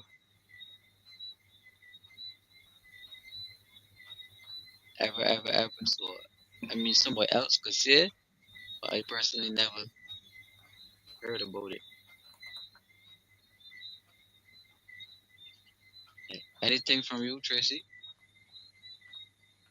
Not at this moment. I'm trying to get my thoughts together. Not at this moment. Yeah. Um, I see, Kimar, someone have an idea in the chat where they were talking about a firm to bring ideas to the party. I was looking for it again to highlight it. And oh yeah, the person says Pete Ray says, could we create a forum, not public, to bring and develop ideas for this party to bring to the people in the near future? Now, I want to tell you something, right? That was something I had on my mind because why I had it on my mind because when I was attending university, secondary school, going into university, the Ontario government had a bunch of us university students. We had that forum. And what we used to do is we go around and look for to get all the ideas, put the ideas together, and present it to them. And whoever minister, and we used to follow up to make sure they're completed. So when you bring a problem and they put the solution what you think is best for it, we then get addressed. Then the firm also checks to make sure it is completed. That was an idea that I was going to put into the party, but it seems like somebody here, Pete Ray, already 36 already thought the idea and put it forward. So that's what I just thought I'd let him mention it. So no, it does not becomes my idea in Barbados no more. It becomes Pete Ray's idea. Right. And Pedro is saying, How comes plantations in the early 1700s had water wells and windmills? Barbados sits on water. So you all could say something on that. Yeah, well, most of the water wells are private because most of the plantations are privately owned now, right? So, you don't find water wells on poor man's land just like that. Um, so I think within the changes to the Barbados Water Authority Amendment Act, the government actually privatize all wells. I saying to you now that you can't even drill your own water or pull your own water. And you're liable to be fined or jailed if you suck your own water from your well. So the government is saying that they control all water wells, regardless of if this well is on your property or not, right? So again, these type of far-reaching high-handed tactics to control and monetize resources, right? So why would they be attempting to lock off people's water and say you can't drink your own water? They would rather you drink water that know will be contaminated with sewage coming through pipes that you got to pay for that. Right? So these are some strange contradictions that we have to face as a people. And we are saying that clean water is a right. Clean That's right. water is a necessity, and we don't need our water contaminated like this. Um, Many tourists and many people like come and brag and they say that Barbados is one of the few places in the world that they can drink water directly from the tap. Right? So again, why would you attempt to change that by putting sewage water into the aquifers? Right? So that doesn't make sense to me. I can never get my mind wrapped around it. Um, and I've been out there protesting against it for some time. Because I'm still yet to see the wisdom in this so-called science. So, um, we are going. It is 4 minutes to 9. So we're going to cut off at 9. Um, promise to do 2 hours. So just want to ask you guys to give your parting comments tonight. And then we're going to wrap up. I see. I think it's Pete where he wanted to know how to join the N.N.P. So, Kimar, can you give him all the links for us? Yeah, I put all of the links up earlier in terms of the WhatsApp number. So let us, uh, yeah, let's me try to get those back up. Um, Good night to Omar Gib- Gibson. It's a very interesting things to say here. Good evening to Tyrone Nurse. I'm saying good evening to the panel and the N.N.P. Good evening to you too, Tyrone. Hope you're having a good time. Fabian Yard, Pete Weir, Pedro Gemma, Trisha Calendar. So here's our WhatsApp. Pedro or Pete Weir. You can message us on WhatsApp, request to be added to our group, and we would add you to the group. We have our Instagram. So here's our Instagram page name, New National Party Barbados underscore on Instagram. So you can look for us on there and give us a like and a follow. Um, New National Party Barbados on Facebook. You can go on Facebook and also give us a like and a follow on Facebook. If you want to send us any email, send us an email at nnpbarbados at gmail.com. Oh yes. So Right. we are. open. We're an open book, the N.N.P. We are seeking members, so please sign up membership. The application forms are available, so if you contact us on WhatsApp, we'll be happy to send you the application form so that you may download and fill it out at your leisure. And upon completion, you can alert us, and someone would collect it from you, and it will be sent off to the executive. Application fees are $30 for a year, so it's a yearly subscription. So you fill it out, get it over to us, and it will be approved, and someone will be in contact with you. And then in the meantime, you'll be added to our N.N.P chat, so you may receive updates and also send updates into the chat as well. But if you're a good, strong-minded person who has Barbados at heart, I want to encourage you to become a candidate of the N.N.P as well. So we're open to receiving candidate applications. So you can send your candidate applications to our email address.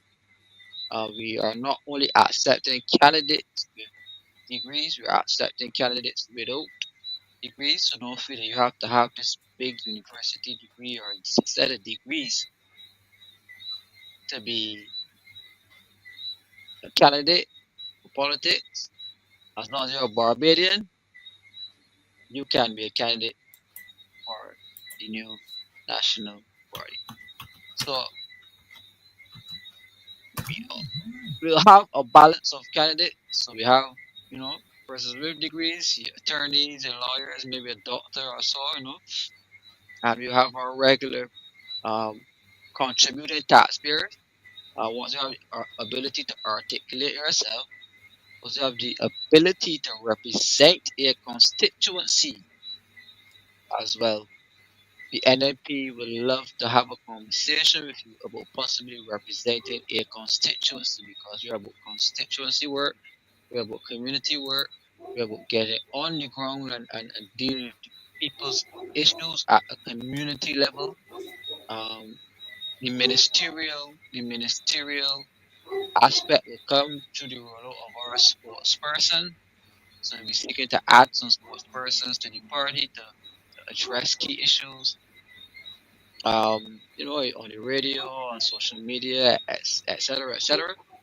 So if you're interested in becoming a spokesperson for the party as well, right? If you're interested in becoming a spokesperson for the party as well, you can contact us. You don't have to be a candidate.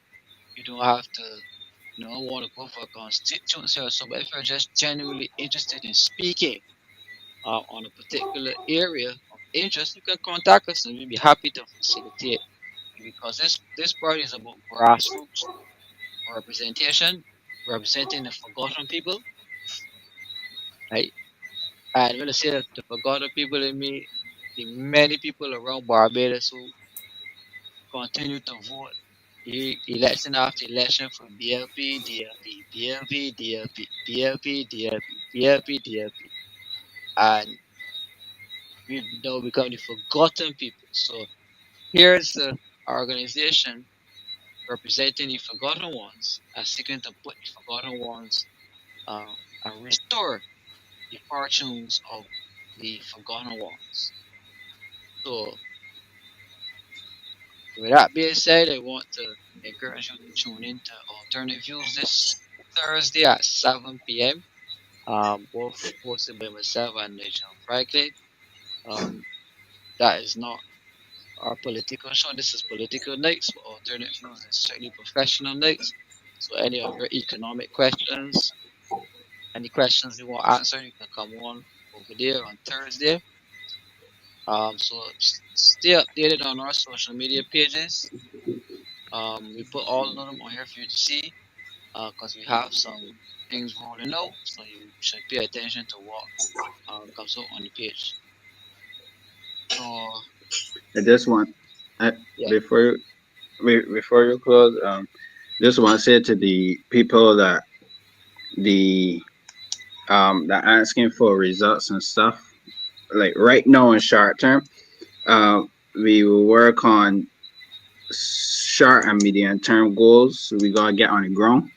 myself got to get on the ground within the constituency that I'm interested in and collect data. I love data. Uh, and another close off point would be I feel that government should decentralize and take on way less than they do. Uh, Traffic management, I would have heard Mr. Cadogan mention some information that he has on the flyovers. I'll be very, very, very interested in that information, and especially like who would have probably built it, if local or overseas companies. So I'll be looking forward for that information when you present it. And you mentioned sports person as well, and you will see a lot more stuff from me, especially in the newspaper. I will release some more articles on agriculture and show my stance on the importance of food security and proper management, innovating with equipment and stuff like that, and incorporating it within raw materials and manufacturing to export a product, because you may export ginger for this amount because you're doing it in bulk. But if you put it as a ginger mint or ginger juice, maybe you can price it within the market. You could get more out of the ginger because a ginger juice may sell for a lot more than just selling the ginger by itself. And that's exactly why people buy in bulk as well, to buy the ginger to then make it in a juice and make more money. So I feel like if um the N.N.P as a party and as a government could focus on, in terms of agriculture, focus on merging the farm where the fields are and the animals are, and merging it with uh processing plants. So that's just my closing remarks. And one last point too, in terms of the BND, I just want people to know that there's some things that either the BLP or the DLP will not do, right? And it's because they're within certain restrictions as a party, and then we deal with culture and stuff like that. So if you want a change in something that from people who are not scared to make the change, or from a party that is not expected to do something else, then the N.N.P will be a great choice, because you may have a minister maybe in the BLP who would probably personally like this to happen, but because of the expectations of the BLP for these years, it wouldn't be seen to do something within that section and this and that. No. So the N.N.P removes all of that heavy baggage. And yeah, so that's my main closing remarks. Okay, I want to thank everyone that is logged on tonight. We really thank you for joining us. And I am thanking you guys in the NNP for having me. And I just want everyone to be a part of the NNP, New National Progress for All. I would make just my final closing remark to Pete Wade. That area was one of the areas that a flyway was going to put in. And also, it was supposed to be coming off of the BET Hill by that the mall, which we used to call Sky Mall. Those were the two areas that was designated as the tryout areas. Just to give you that information. So you're on target. Before we go, Um, pe- people, I Go ahead. wanted to just give a quick shout out to this would be Outram Mixer Rentals. Hoping you can see it. So Outram Mixer Rentals. So if anytime you're doing construction or anytime you're doing, you need a mixer, just contact Outram. So it seems that the number here is 82232. Let's me hope we're getting it right. 32. Let's see. It is 66. Yeah, can't say it's a bit, but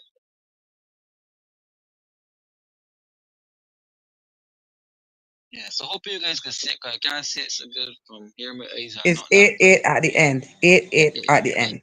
Right, so 8223288. Yes, That's that's right. it. Yeah, so That's right. Outram Mixer Rental. So that's say good evening to Outram Mixer Rentals. Um, anytime you're doing construction, he's also in the business of sales as well. So he sells his mixer is started at $10,000. So for those persons who have a big vision in the area of construction, if you may be building a house, if you may be building a ramp, and you're ever in need, please contact Outram Mixer Rentals. If you're wealthy, and you're looking for a good investment. So Outram Mixer Rentals at 8223288. 8. So Yeah. yes, so with that being said, Yeah. let me give a shout out to lifelong learning this evening.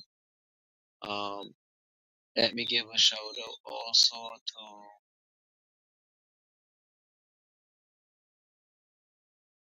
the rest of members over at the new National Party and everybody who supports the party. We have to give a shout out to Diane Bailey as well. Yeah, yeah. Everyone in St. John, the community of St. John. Good night to you guys as well. Let's give a shout out to the crew over at Alternate Views. Um, every Thursday, 7 p.m. This is really the motivation of the concepts that we're using. So big shout outs to Alternate Views. Yes. So thank you everyone for tuning on tonight. We are about 2 hours and 8 minutes in. So thank you, Mr. Jelani Dotting, who put forward some very interesting points today. Thank you for coming on. New ideas, new vision. I'm sure Jelani provided a lot of thought provoking information for you, the audience, tonight. So I see a lot of future in Jelani. So I'm hoping that you also see that future. We want to encourage Jelani to keep coming on, keep bringing his ideas, keep pounding the pavement. And if he is indeed interested in his community, who he spoke about it quite often tonight, and we hear the passion coming up for him for St. George North. And I am passionate about St. George because grew up in St. George North. I also attended St. George Primary School. So That's how I know you, Kimar, from yeah, lessons. We were like still primary school. I think I was in class where I was doing lessons by the all boys school, yeah, and that's how I first met you. yes, I think yes, you went yes, lessons there too. yeah, yeah, for a short while, yes. So good people, good people. So we're hoping that he does well for his community as we speak. We know the situation right now as it relates to representation, both in St. George, and we know the situation when it comes to representation in St. John. Right? So have no fear, the people of St. John. Kimar is here. You know? So Definitely. And don't forget to thank Lumumba for coming on as well. yeah, I thank Lamamba for coming and the entire Rastafari community. Good night to you guys as well. So I think that is about it. Yes, good night, everyone. Have a good night, and we will see you guys alternative views Thursday. Stay tuned to our social media pages for any further updates. So have a good night, Good everyone. night, guys. National Party. Bye bye.